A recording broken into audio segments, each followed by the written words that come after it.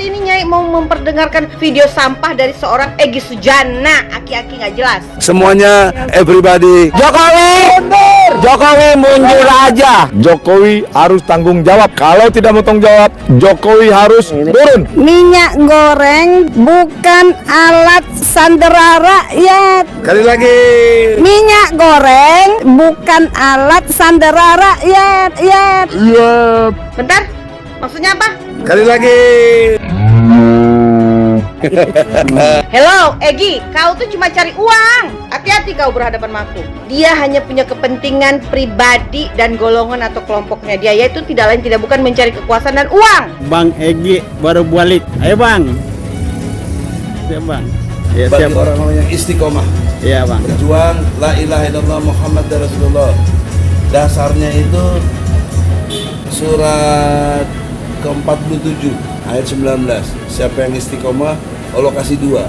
Manusia ini selalu bawa-bawa nama Allah, tapi niatnya busuk, jahat. Ya, Egy Sujana tuh licik. Tempat tinggal atau tempat tinggal itu gede, paling gede di komplek ini. Alhamdulillah kendaraan saya ada 12. Sebenarnya niatnya tuh hanya satu, tujuannya hanya satu, cari uang. Tujuannya tidak pernah betul-betul membela rakyat. Jokowi mundur. Jokowi mundur aja. Tapi sebaiknya tobat dulu. Tobat dulu. Jokowi nggak mau bertobat, emang si Egy ini siapa Tuhan? Dia aja dosanya banyak, ini manusia. Kalau Nyai buka semua borok-borok dia, habis loh Egy.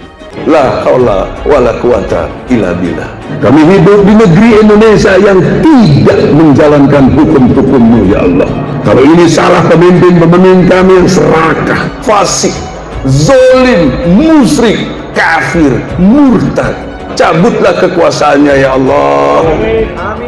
Bahkan secara negara ini karena moral pemimpin yang tidak dijaga amanahnya ya Allah. Egy Sujana, aki-aki ambeien. Egy, pakai otak kau. Ya, jangan uang aja yang kau cari Egy. Ya, tujuannya Egy Sujana ini cuma satu, cari duit, cari panggung dan cari uang. Itu aja, karena dia punya beban 3 istri yang harus dihidupinnya.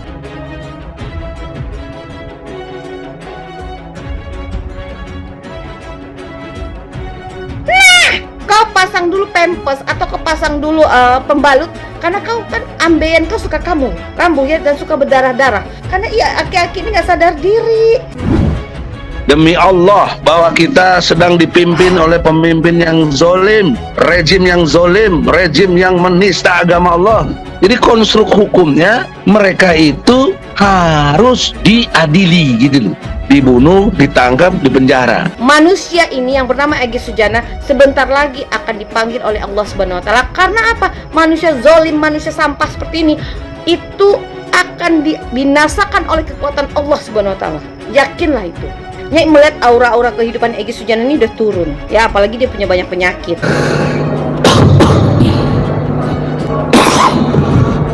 Dia punya diabetes, dia punya penyakit jantung, dia punya ambeien. Nah, corona gini nih ngincer aki-aki kayak gini nih. Bukannya impai nih. Ntar lagi lihat aja nih kabar beritanya. Ya Allah.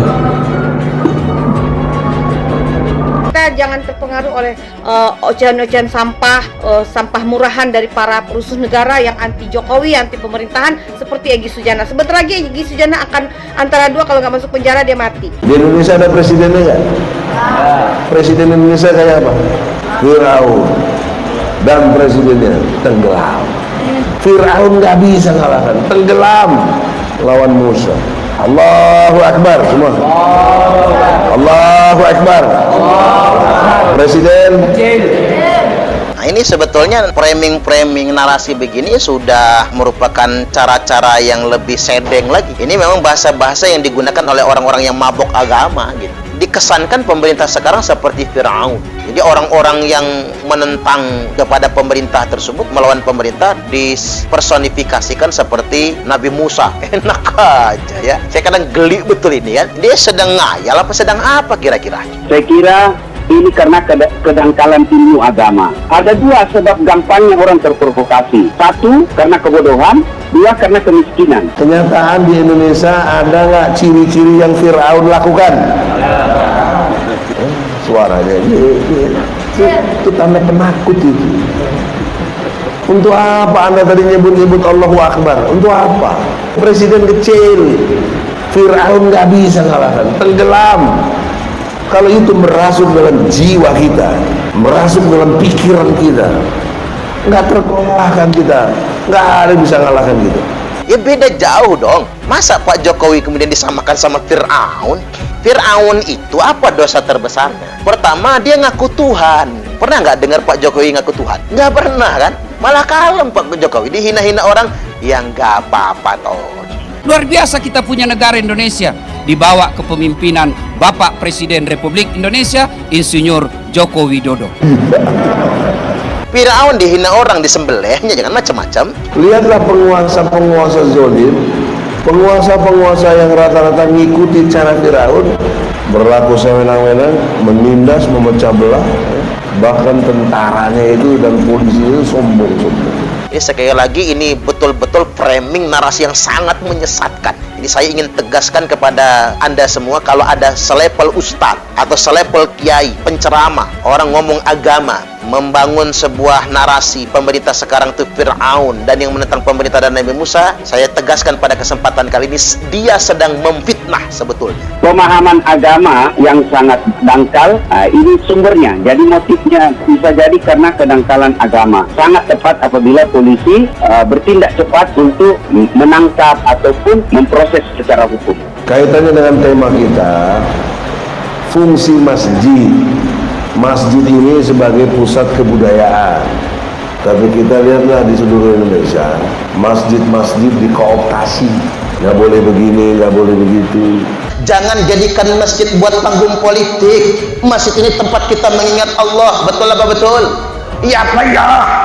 Artinya kita ini jangan sampai menjadi talapi. Orang yang berjubah agama, orang yang berjubahkan sunnah, orang yang berpenampilan islami, tapi kerjanya menebar permusuhan, menebar kebencian. Bangun masjid di Saudi, di Mesir, tidak gampang bikin masjid, harus dapat izin dari presiden dan pemerintah setempat. Di Indonesia ada duitmu, ada lahan, bikin masjid, di belakang urusan izin membangunnya. Ceramah dibatasi, harus yang punya sertifikat segala macam. Ini adalah orang-orang yang menghalang-halangi kita untuk bertakwa kepada Allah. Kau cari negara seperti Indonesia yang luar biasa, dakwah. Kau pikir sulit di Indonesia berdakwah? Bandingkan di Saudi. Biar dia sarjana agama, hafal Quran, tidak punya sertifikat dari negara, tidak bisa dia ceramah. Di Indonesia, artis, selebriti, bertahun-tahun dia tidak jelas agamanya, tiba-tiba dia hijrah dan tobat, baru 3 bulan belajar agama, gampang dia kafir-kafirkan kita. Kami hidup di negeri Indonesia yang tidak menjalankan hukum-hukum-Mu, ya Allah. Kalau ini salah pemimpin kami yang serakah, fasik, zolim, musyrik, kafir, murtad, cabutlah kekuasaannya, ya Allah.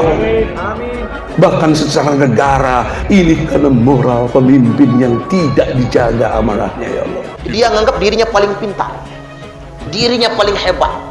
Coba lihat gayanya itu kan, dia seperti orang suci kan. Kita dibohongi. Itu bukan ulama kok, dia aja ngaku-ngaku ulama. Ulama mana ada yang kayak gitu? Karena saya bukan ustadz, saya bukan ulama. Karena saya bukan ustadz, saya bukan ulama. Karena saya bukan ustadz, saya bukan ulama. Saya mengerti Al-Quran. A'udzubillahi minasyaitonirrajim. Bismillahirrahmanirrahim.